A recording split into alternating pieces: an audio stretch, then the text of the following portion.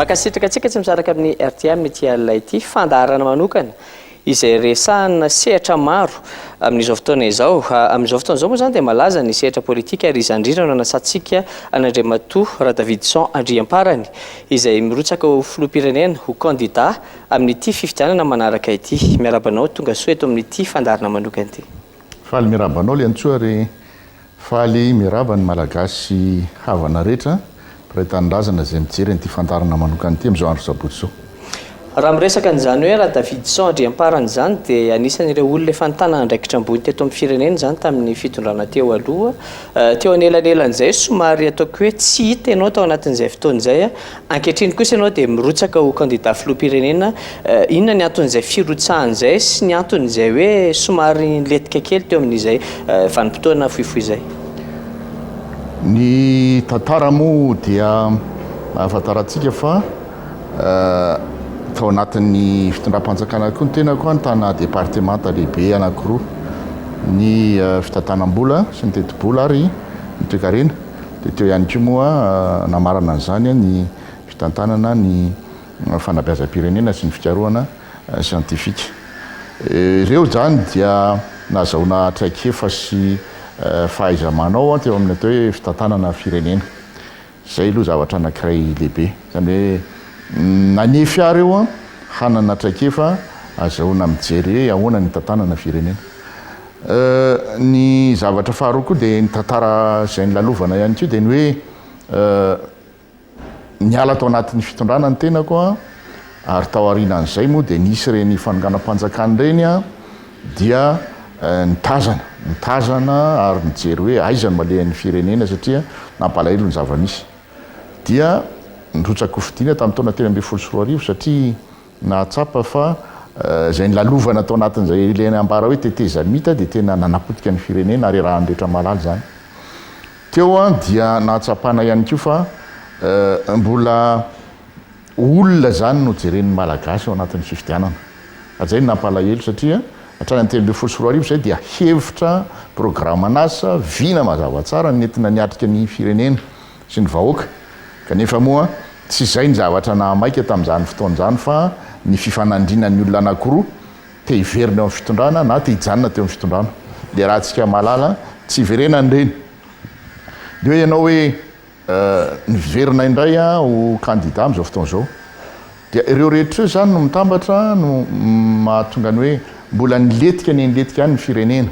Na dia atao hoe efa niverina tamin'ny atao hoe ordre constitutionnel moa ny ilazana azy, efa niverina ary hita taratra fa dia ny vahiny no mamey ny firenena ny eo amin'ny lafiny samihafa. Dia izao tsika menakavy raha mahita fa tsy makaiza ilay firenena fa vao maika miletika indrindra moa ny fahantrano eo anivon'ny iainan'ny vahoaka malagasy amin'ny ankapobeny. Dia zany mahatonga anay mbola hiverina indray zany ilazan'ny vahoaka hoe misy hevitra mazava, misy traikefa hananana, misy fahaizana mampahalalana ihany koa ary indrindrindrindra misy fahavononana sy fahasahiana hitondra n'ity firenena ity ho any amin'ny tsaratsara kokoa. Tsy mba mpanao politika tahaka ny fanaovana politika, zay zany manahirana ny mpanao politika malagasy miresaka, zahay tsy mba izany fa zahay dia mandinika ary miasa eny anivon'ny manodidina anay eny. Miteny moa ianao teo hoe nisy ireo traikefa zany izay efa nilalovana tao anatin'izay hoe raharaham-panjakana eo ihany koa ny fandinihana satria nisy ireo raharaha politika maro samihafa niseho tao anatin'izay. Ampy ve izay traikefa izay hanamafisana an'izay hoe firotsahako fidiana amin'ity fifidianana manaraka ity? Verika fa ny fitazomana andraikitra tahaka an'ireny dia manefy ny olona hijery amin'ny fomba lavidavitra koa sy ambonimbony koa ny zavatra mahazo ny firenena. Ny toe-karena, ny tantanana, ny teti-bola sy ny fitantanam-bola, ny fanabeazana raha teo satria oka tsy adino fa ny fanabeazana tamin'izany fotoana izany dia iray avokoa ministera efatra izy no nitambatra tao anivony, zany hoe ministera ny fanabeazam-pirenena sy ny fikarohana siantifika izany. Dia nananako izay atao hoe traikefa amin'ny fitantanana zavatra lehibe eto amin'ny firenena. Ka izay no ilazako hoe manana fomba fijery zany tamin'ny alalany le nitazomana an'ireny andraikitreny izay mahafehy kokoa ny atao hoe firenena fa tsy zavatra manokatokana fotsiny fa zavatra lehibe azo hitantanana ny firenena tsara. Zany moa dia i raha malala fa tsy maintsy nisy fahaizana mampahalalana nentina nantanteraka an'izany olona nianatra ihany ko ny tena ary isorana an'Andriamanitra zany a fa ao ambadika izay rehetrarehetra zay ko dia misy le fahavononana hoy ihany satria dia lay finoana zay nitezana lay atao hoe safidy amin'ny malagasy ny tena tsy afaka hijery fotsiny an'izao zavatra mitrango zao dia zany rehetra zany koa no manosika mba hitondra fanasoavana ho an'ny mpiarabely. Nisy ny fanamarianao teo hoe tamin'ireny taona 2013 reny a somary nirona kokoa tany amin'ny hoe olona no ny fidin'ny mpifidy a efa mieritreritra ve ianao amin'izao hoe niovy izay fomba fijery sy fomba fisafidianan'ny mpifidy eto Madagasikara zay hoe mbola ny olona ve sa nefa le tena le vina fampandrosoana mihitsy raha ny fahitanao azy amin'izao fotoan'izao? Zavatra efa mba fandrosoana kely aloha zany zao dia efa mba misy vina samy resaka vina avokoa sy programme anasa ny rehetra saingy voaka manahirana koa ny mijery an'izay satria samy manana daholo samy milaza ho mahay samy milaza ho manana programme anasa sy vina daholo ka io moa mialatsiny am'laza nyity fa raha olona ny olona rehetra nge dia afaka manao an'izany daholo ary ao anatin'ny adiny 3 adiny 4 nge zany raha ohatra azo atao dia azo atao ny mamokatra vina mamokatra programme azo atao tsara zany ary mihina fa reo candidat ina amin'ny telopolo dia afaka manao an'izany fa zay ny zava-dehibe lay olona zay manambara an'izany ve tena mahafe aloha le zavatra lazainy tena mahafe ve sa manao boloky fotsiny le olona tena milaza an'izany ve mahafantatra ny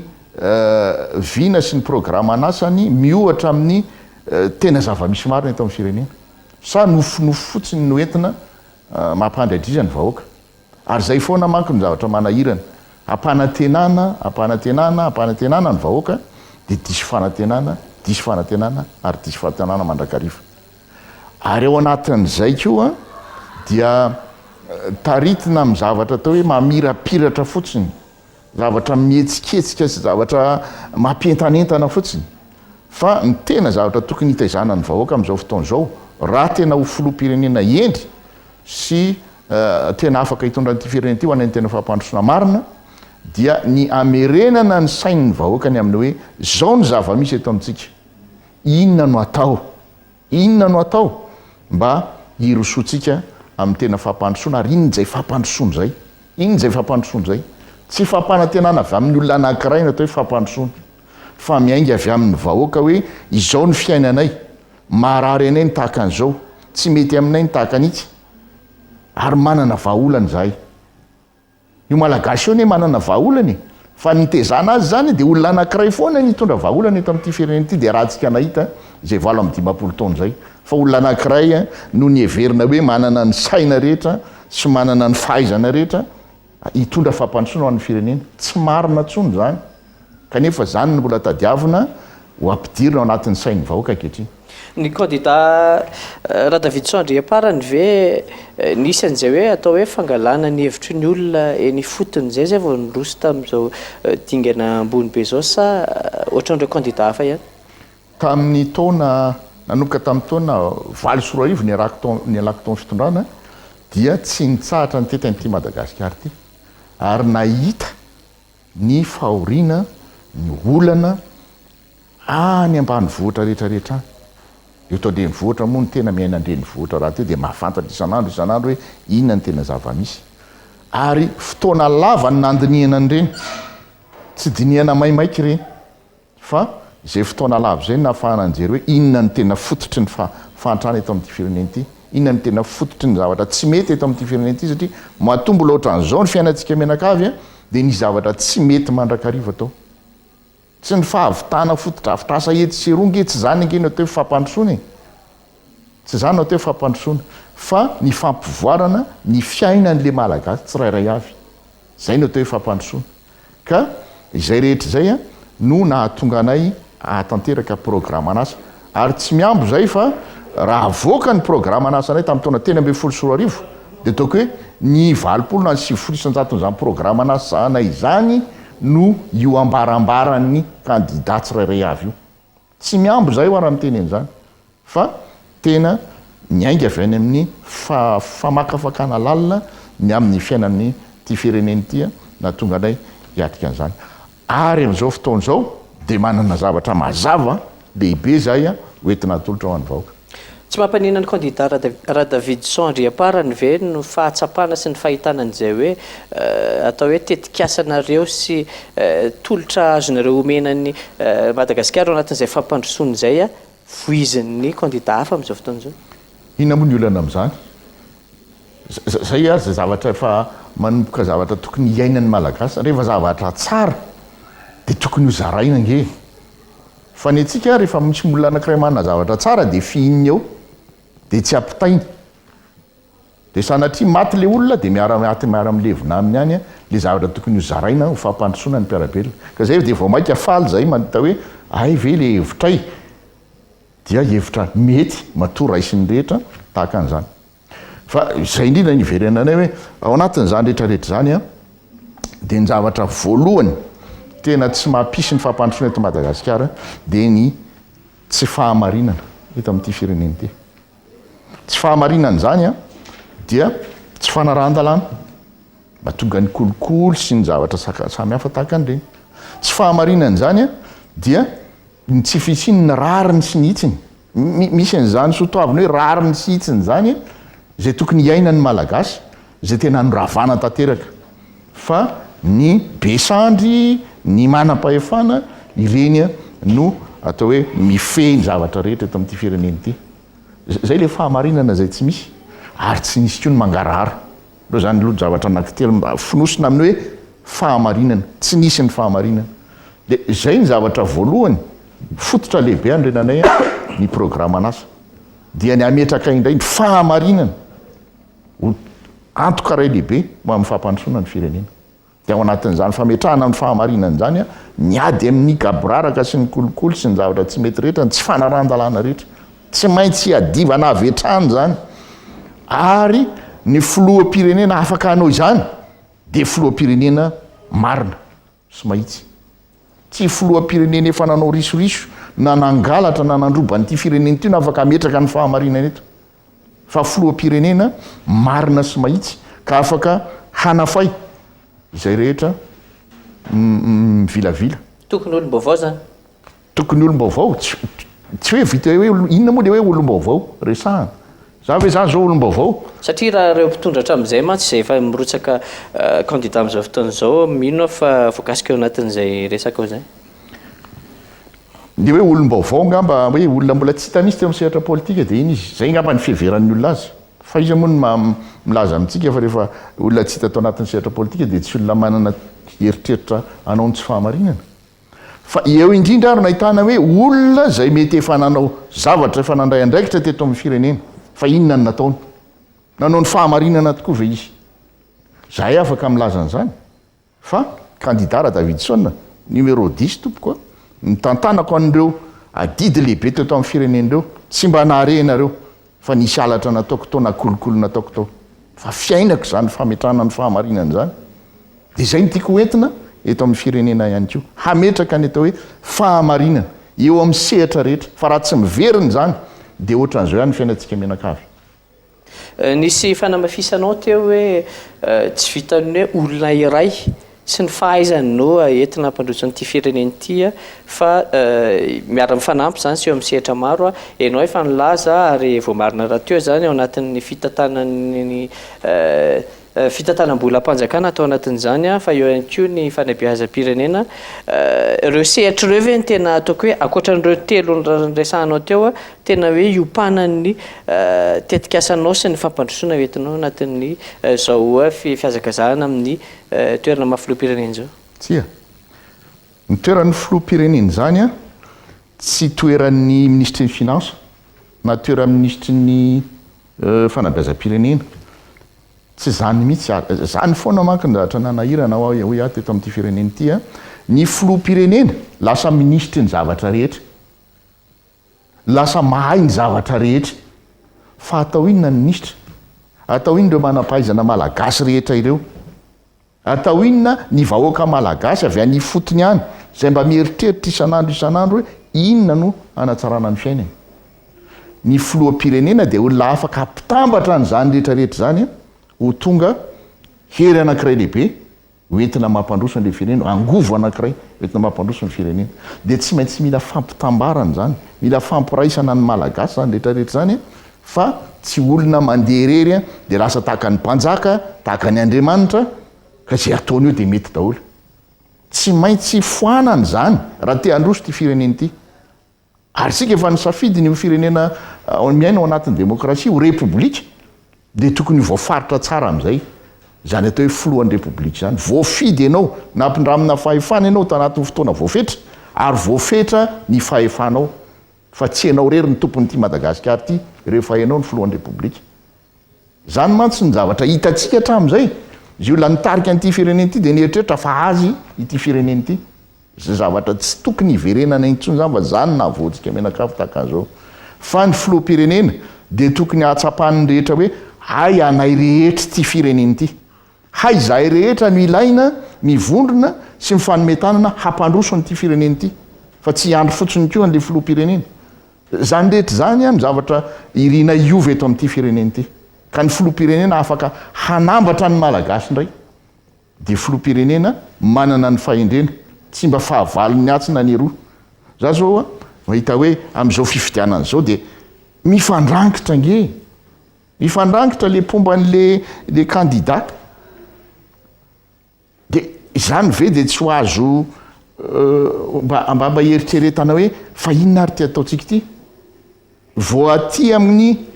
fampelezan-kevitra zany dia fa misy fifampiandaniny ny malagasy ary enina amin'ny telopolo izy ireo dia fizarazarana fa tsy tokotokoana nge zany ny ainatsika malagasy dingana kely anankiray dia tonga amin'ny ady an-tranotsika tsy hoe mampitahotra raha milazana zany fa zao zavatra misy iainantsika zao dia tena tokotany anankiray hidirana ho any amin'ny ady an-trano raha tsy mitandrina tsy azo antoka ve zany ny fitonena atao anatin'ity fifidianana ity ny atao anatin'ny fifidianana aloha dia misy moa eo antokony raha samihafa zay mieritreritra azy any angamba napetraka ny fanontaniana fa mizavatra be deaibe azo amboarina azo atsaraina fa ny aly ho avy mihitsy nizaniza ho lany eo zao toetsaina mbola mifampiandany zao ve mbola hoentitsika tsy hitondra fiavozana tsy hitondra filaminana ary tsy hitondra fampandrosona marina ho antsika zao zavatra mitrango zao zay no entsoinay ny malagasy amin'ny ao anatin'ny programa anasanay hoe ny fampivondronana ny fampivanana ny fampiraisana ny malagasy dia toko lehibe anankiray koa entina mampandroso an'ity firenena ity fa raha mbola mitsitokotoko ohatran'izao tsika dia ny hafa foana ny mpitondra ihany sy zay manodididina azy eo zay ny giokany ren'ity firenena ity ny vahiny ihany satria tsika malagasy tsy mety mirahina miohatra amin'izy ireo dia reny ihany manjaka eto amin'ity firenena ity ary tsy ho tompon'ity tany ity tsoky ny efa rahantsika fa asa angamba ny efa rahantsika raha izao ny mbola mitoy tsy mahay mivondrona ny malagasy dia mila filoha-pirenena mahay mampivondrona azy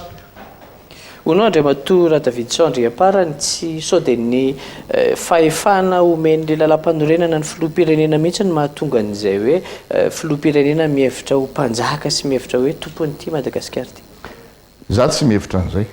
raha za zao mitonga eo amin'ny fitondrana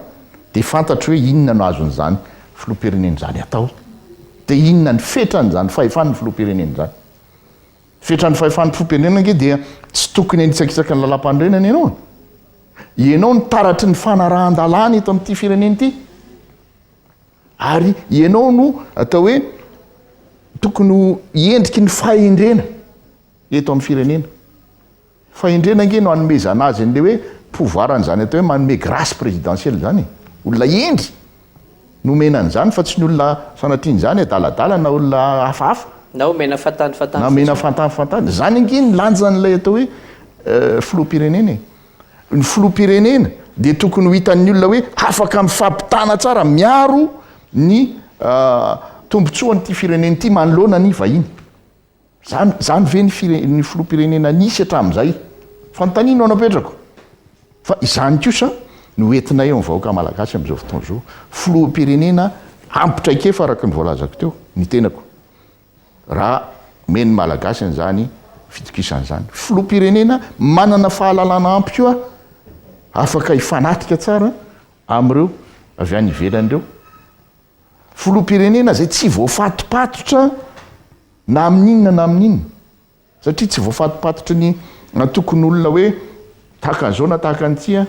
tsy voafatopatotry ny hoe misy orinasa zay arovako ny iny tisy ny tombontsoany tsy voafatopatotry ny hoe misy firenendehibe o arinako ao a na hoe ny communauté internationale no te ametraka eo am'izany toeran'izany tsy voafatopatotra zany a ary zany ny ilaina raha tsy tahaka an'izany ny filohan'ity firenen'ity afaka hitarika azy am'izay anana ny ambom-po mahamalagasy am'izay zay ny ilaina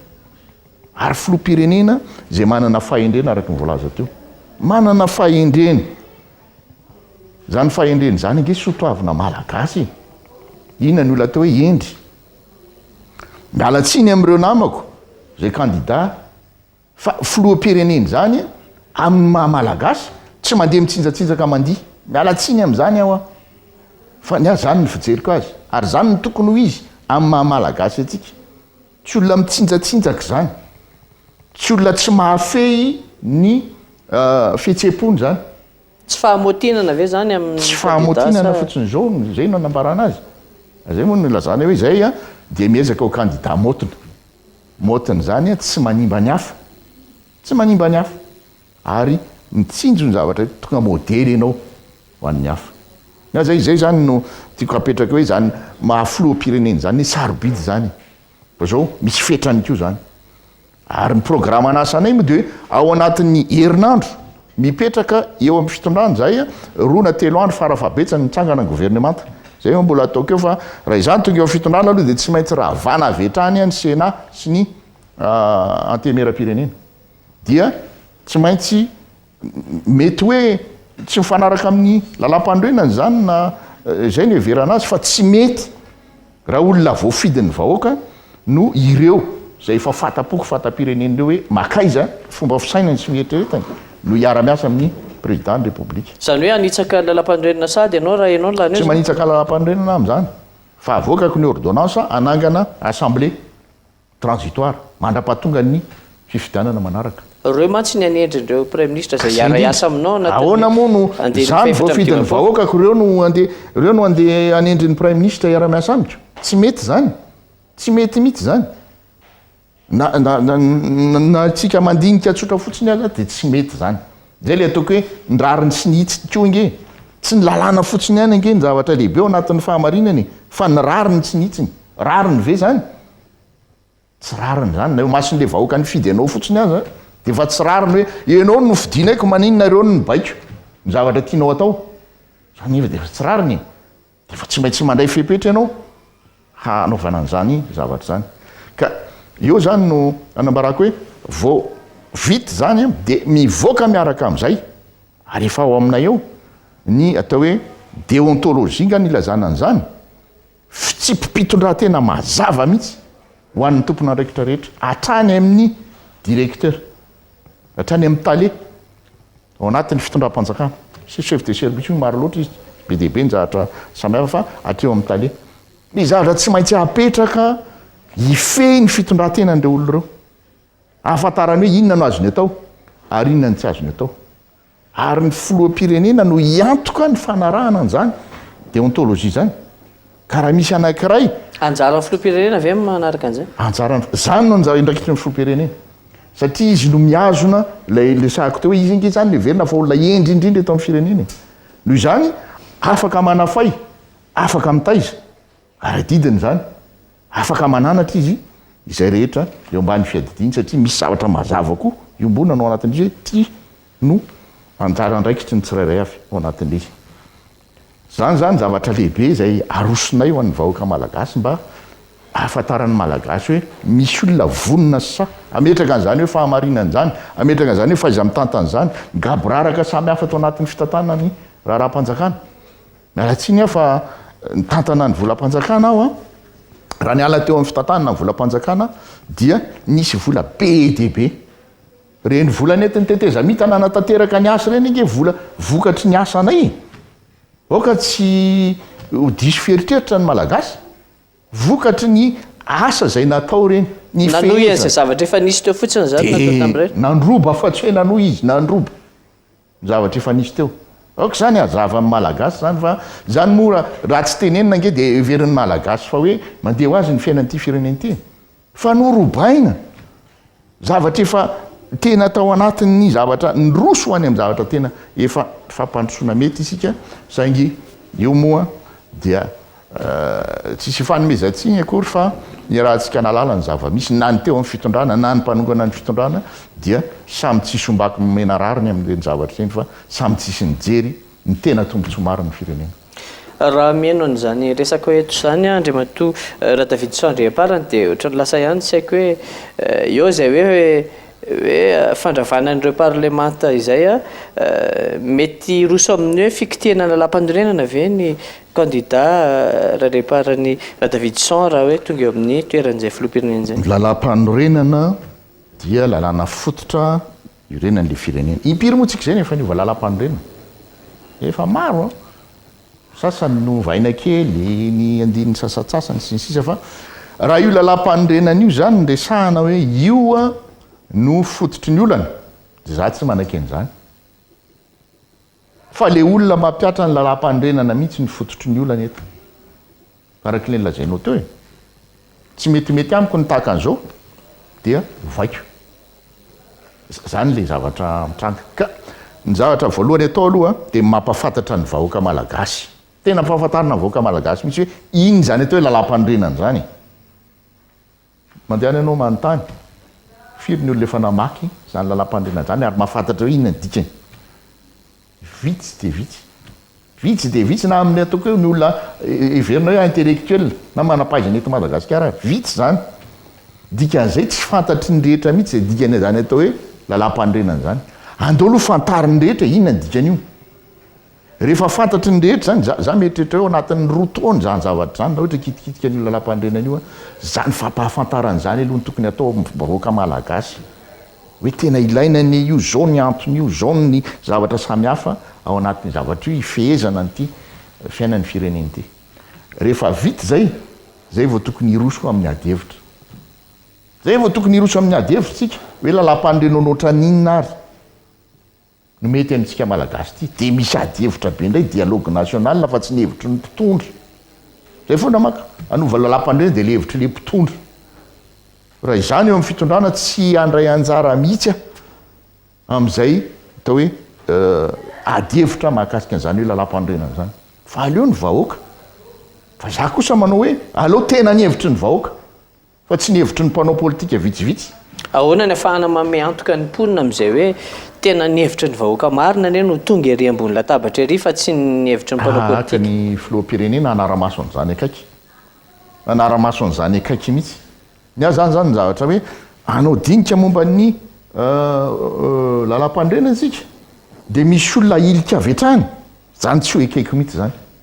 tsy tokony misy olona voailikilika ao anatin'izany fa lalam-panorenana zany iainan'ny rehetra zany fa tsy iainana tokony olona vitsivitsy ao anatin'ny firenena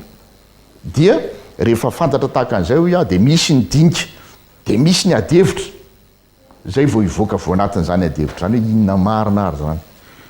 le rijateny tokony apetraka anatin'ny lalam-panorenana ary mety hisy hevitra anankiroa na telo samy hafa dia ireo ny fidianan'ny malagasy fa zay lany io kosa dia tena mba hevitra ny ainga avy any amin'ny fotony fa tsy nalatsaka fotsiny na hevitra ny mpitondra fotsiny. Iverena kely le efa natsidikitsika teo ihany mantsy le hoe mifanena ny candidat mpanohanareo candidat izay lasa mifampiantsy eny an-dalana eny izay zava-mitranga tokoa amin'izao fotoana izao ny candidat raha David Sandri aparany dia anisan'ireo candidat 5 izay mitaky ny tokony hanokafana ny lisam-pifidianana indray ary vokatray moa zany dia hoe mitatra any amin'ny hoe fanemorana ny fifidianana mihitsy inona ny mahatonga anao ny roso tao anatin'izay hoe fanohanana an'izay hevitra izay nefa ianao ary efa miroso ary miazakazaka ao anatin'ity azakazaka ao ny fadison'ny olona hoe nareo efa nirotsaka nyroso dia avy eo nareo milaza hoe ataovy io ka ny nirotsahana tao anatin'ny tao indrindra nahafahana nijery an'le lisitra tsy afaka nijery an'izay nga tsy azo natao zany tsy nino nanana ny fahefana tamin'izany dia raha ntsika mahita be dehibe io zao fa zaraina ny kara-pifidianana dia na ianao tsy ao anaty lisitra hatramin'izay ianao nifidy ny azy zao ny mpomba dia maro be mihitsy zay nifidy hatramin'izay fa zao izy tsy afaka mifidy satria tsy tany nalalym-pifidianana ary ny olona tao an-trano ny fianakaviana zay efa maty tany aloha tany tsy nifidy ary tsy nanana kara-pifidianana lasa manana kara-pifidianana indray am'izao fotoana zao de zay nge nyetretana hoe fa inona ary zany le nataotao e zay nge ny tiana io fantatra e inona le nataotao a mahatonga an'izany fa samy hafana be zany nefa raha ny vola zay nitenenina hoe nanaovana an'io fandaminana no lisy mpifidianana io sy fakarakarana ty fifidianana ty a de raha tsika malava tsy toko tsy foroana tsy toko tsy foroana mihitsy kanefa de zany le izy zay ny mahatonga ana ilaza hoe raha mbola azo atao ihany de tokony iverenana kosa io iverenana io fa tsy mety saingy bon am'izao fotoana zao moa tsy maintsy manao letrezana ny fanjakana satria tereniny vahiny any vahiny ny mandovo vola ao anatin'izy dia irahantsika mahita io fa miroso a de miroso ka roso aleo io tsara iny vahoaka tsika menakavy milefitra ihany zany nareo anatin'izay za manokan'zay a za manokan'zay miroso a mba ilazako hoe za rehefa nanapa-kevitra de miroso hatramin'ny farany a fantatry fa misy zahatra tsy mety eo ary zay ko nefa ataon'ny atao hoe mpikarakara za olona manaraka ny lalàna raha miroso ary izao koa ne tsy afaka miala ao anatin'ny lisitra tsony ianao e araka ny lalàna tsy afaka miala ao anatin'ny lisitra tsony ianao na ilaza rena hoe za tsy ianao a ny olona te hifidy anao afaka mifidy anao foana ka izay rehetrarehetra zay ny mahatonga ilaza hoe misy zavatra tsy mety eo iombonako tanteraka am'ireo namako reo a zay zavatra zay saingy kosa dia raha atao lehitrezana io de miroso zay fa raha misy ny zavatra mitranga aokao kosa ho fantarina hoe iza ary ny tompony andraikitra zahay ny teny ve hoe misy zavatra tahaka an'izao ange ohatrany tsy mety atao anatin'ity raharaha ty tokony areniny sa zay manao letrezana ka mety hitarika ho any amin'ny valim-pifidianana tsy ekeny rehetra dia mety mitarika ho any amin'ny krizy hafahafa indray mitranga eto amin'ity firenena ity fampieritreretana lalina a no ataoko ho an'ny tompony andraikitra rehetra eto amin'ny firenena ary anisan'ny zavatra anankiray zay tsy maintsy ialantsika raha zany tonga eo fitondrana de manomboka am'izany fotoana zany no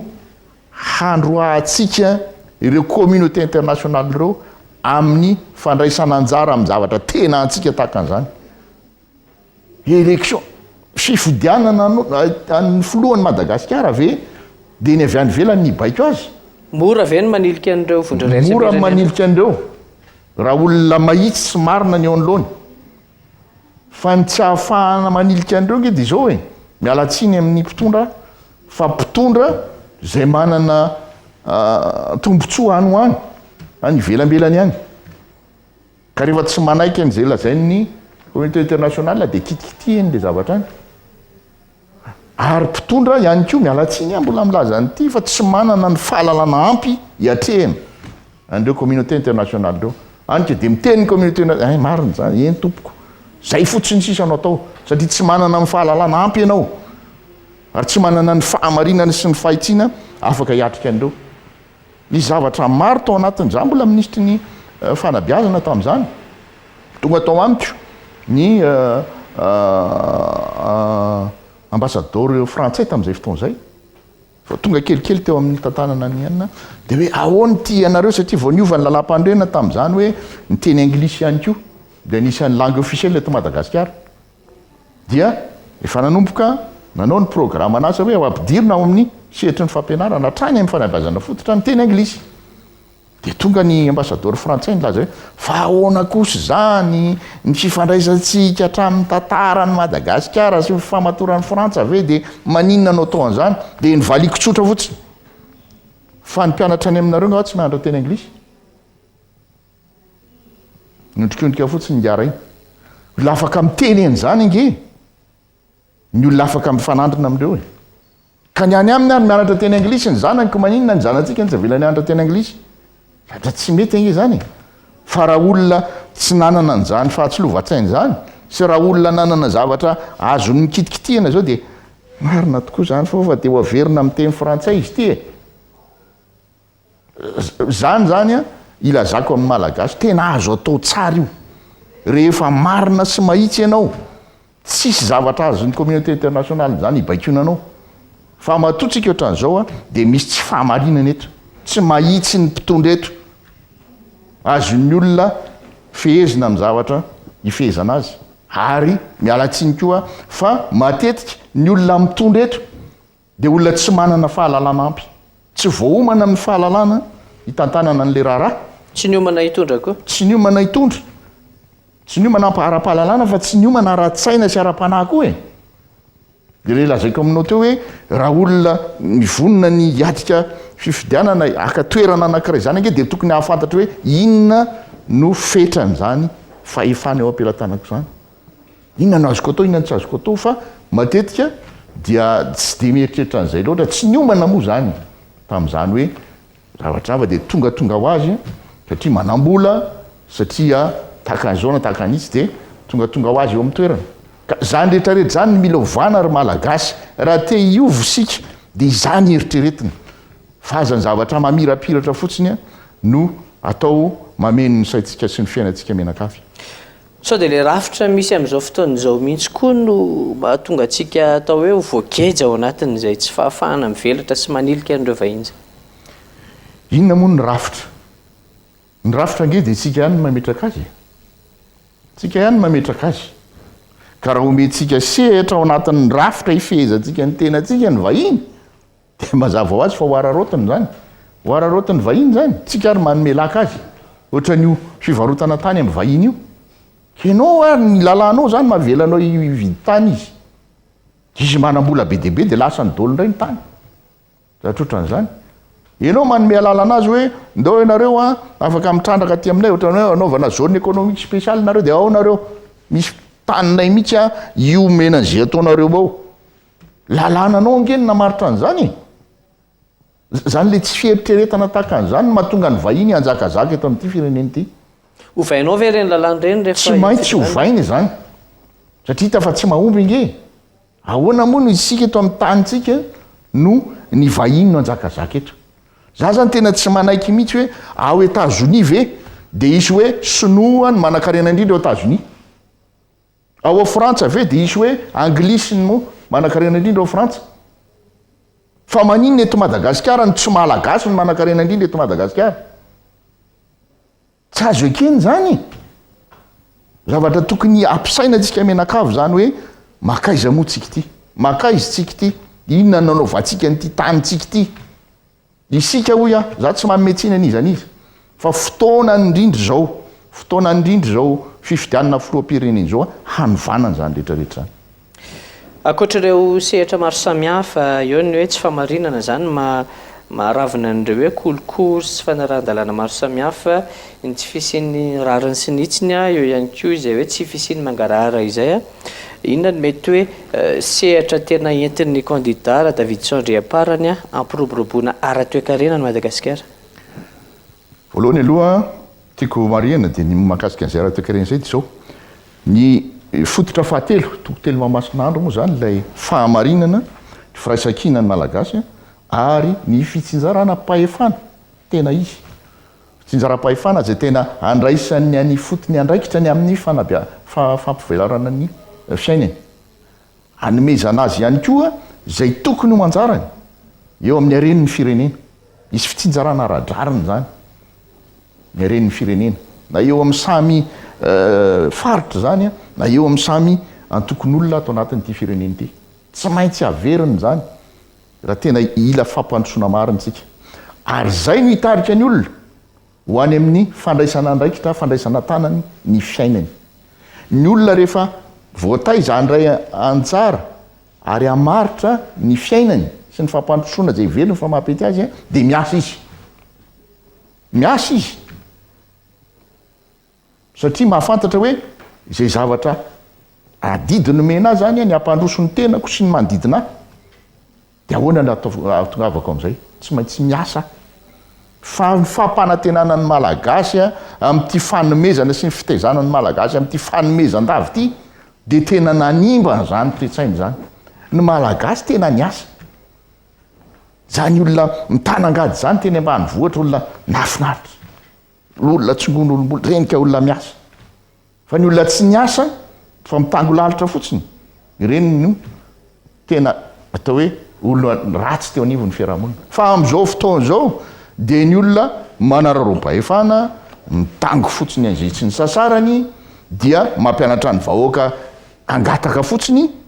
zany zao ny zava-misy eto amin'ny firenena inona fampandrosoana ara-toe-karena ho azonao amin'izany dia lasany vahiny no mitrandraka ny zavatra rehetra eto amin'ny firenena fa raha omena lanja ny malagasy ny asany mba ho voatsinjara aradrariny ireny firenena ka mba aradrariny ny vokatry ny asan'ny malagasy vetivety ny toe-karena zany dia mandroso vetivety ny toe-karena zany dia mandroso ary tsy maintsy hampina ny malagasy indray zao programa anasa ao anatin'izany raha miresaka eny amin'ny tontolo ambanivohitra fotsiny dia zao omena maimaim-poana ny zezika sy ny masomboly ao anatin'ny roa taona amin'ireny toerana lehibe ohatra hoe ty toerany ity tena mpamboly vary dia ampiny zany ty toerany ity tena mpamboly katsaka mavokatra katsaka dia ampiny zany dia amboarina zay mahamety azy ny amin'ny lalana ny lakan-drano ny toha-drano sy ny sisa ampiny izy amin'ny fitaovana mba moderna kokoa azahoany miasa zany no programa anasanay zany hoe mety hoe isy famokarana zezika ihany koa zany eto amintsika amin'izay fotoan'izay zany zao raha ohatra mahita ny mpandraharaha malagasy hoe zavatra tokony atao zany dia tokony ampirisihina izy anao an'izany ary vity zany fa izao nge ny antsika malagasy rehefa tsy vazaha manao an'izy dia tsika ihany no fampinana toerana eto matahotra le mpitondra sao de manany ndre sao de lasa manambola noho izary mpandraharaha anankiray ry fa atao veloha asio izy any amin'ny etra asio izy any amin'ny pitsopitsony lalàna samy hafany mba tsy hafahany mivelatra zany angeny fiainany eto hoe tsy misy afeniny zany fa zany ny fiainanyity fireneny ity ka le fitsinjara-pahefanany fotony ny fijerena izay atao hoe fanampinany malagasy mba hiasa amin'izay ny malagasy ary ny vokatry ny asany no entiny mampandroso ny fiainany dia zany angeny mampisy ampom-pony olona ny vokatry ny asanao no mampandroso ny fiainanao fa tsy anao nangataka taty sy taroana nomena fotsiny zany ny tokony isy apetraka indray eto amin'ity firenena ty zany sotoavina tena malagasy zany sotoavina tena malagasy zany fa ny olona mitangolalitra sy mangataka fotsiny tsy mba tiany ny fiarahamonina malagasy fa ny olona miasa zany ny tokony anana ny toerana eto amin'ity firenena ity ary afaka mampandroso an'izany dia izay nitambatra no ampandroso nyity toe-karen'ity firenena ity aingana diaingana alainga fotsiny resaka ratsy seroa reny adidin'ny fanjakana ny manao an'izany fotodrafitrasy zany tsy tokony ho te hafana akory ny fanjakana manao fotodrafitrasy zany adidiny zany misy zavatra be dehibe nge tsy maintsy ataon'ny fanjakany fa ny antsika zavatra tsy vita dia zavatra adidin'le fanjakana dia mbola te hafana ihany efa fantatra zao lalana 20 kilometatra ny tokony vita 50 kilometatra ny natao dia mbola te hafana ihany misaotra tompoko zany ange ny fiainantsika eto zany le tsy maintsy ielana zany le tsy maintsy ravany eto amin'ity firenena ity atsahatra tsio zany fa miroso makany amin'ny voamaika fa antranytsika raha mbola hanohy an'izany zavatra zany ary zay no anentananay ny malagasy hoe aza varim-bariana rery malagasy fa ny taranaka ao mihitsy ange no simbe efa simba nge ny taranaka ny malagasy amin'izao fotoana zao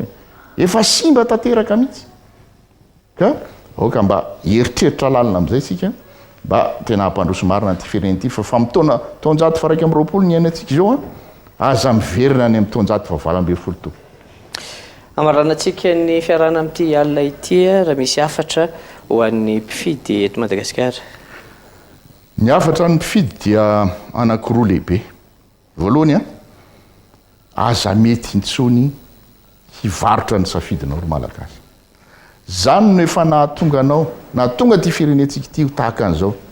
satria dia mpitondra izay nanararoatra ny fahantrano ny malagasy mpitondra izay nararoatra ny fahabadon'ny malagasy sasany dia nanolotolotra nanao zavatra mamirapiratra sy mirentirenty dia reny no nofiditsika kanefa fantatsika ny valiny zay fantatsika tsara ny valiny zay fa olona androba ny firenena olona tsy maintsy hanao zay amenon'ny posiny zany no atongavany eo ary satrin'ireny olona reny ny malagasy ho bado ho mahantra mandrakariva azahoany manao foana n'izay fomba ratsy zay hividianany iny safidin'ny malagasy ka zay no anafarako voalohany malagasy faharoa ao anatin'izay ihany dia zao aoko tsika ahafantatra fa misy teniny mpanoratra malaza anankiray anglisy zay milaza hoe ny firenena na ny vahoaka zay mifidy mpitondra ratsy eo amin'ny firenena dia zao piray tsy kombakomby izy donc tsika tsy eritreritra hoe nifidy eny io dia tena vomafy zahay fa piray tsy kombakomby ianao raha toka mifidy olona ratsy apetraka eo amin'ny fitondrana ary zay amaranako azy dia zao ny candidat numéro 10 araky nambarako teo saya vonona manana ny fahalalanampy manana ny traikefa ary indrindra manana finoana velona ametrahana an'izany fahamarinana zany atao amin'ity fireneny ity ametrahana an'izany firaisankina izany firaisankina marina ny malagasy ametrahana izany atao hoe décentralisation na fitsinja raha-pahefana tena izy mba hisy andraikitra avy any fotony ary mba hisitraka ny aren'ity fireneny ity aradrariny avokoa ny faritra rehetra sy ny isam-baravarana eto amin'izao fireneny zao tsy aneniny ianao raha mifidin'ny candidat numéro 10 tsy mbola namitaka anao ary malagasy tsy mbola nangalatra teto amin'ity fireneny ity tsy izao ano anomboka anao an'izany fa tiako averina indray zany fa ny fahamarinana manandratra ny firenena ary ny fiombonantsika malagasy rehetra miara-mientana izay ny tena tonga antsika hanana ny maizy azy ka tsy ireo vahin'ireo ntsony ny baika n'ity fireneny ity fa isika malagasy mahatoky ny malagasy mahatoky ny tantsaha malagasy mahatoky ny mpanjony malagasy mahatoky ny mpiasa malagasy any anatin'ny industrie samihafa any mahatoky ny mpiasa-panjakana malagasy ny manampahaizana malagasy satria ny ainako daholo zany rehetrarehetra zany raha tena mitazona ny fahamarinana sy ny fahitsinsika ary manana ny sotoavina mahamalagasy atsika tsy ohatra zao tsony ty fireneny ty afaka fotoana foy sotra tompoko lahy makasitraka anindra tompoko vavy dia misaotra ny candidat raha Davidson andriamparantsika ny vahiny teto amin'ity fandarana manokana ity izay marihana trano moa fa mitondra ny laharana 10 ao anatin'ny bileta tokana dia misaotra antsika ny tokantrano ihany koa nanaraka ny fandarana hatramin'ny farany mametraka ny veloma mandra-piresaka indray ny tenako ho amin'ny manaraka indray veloma ary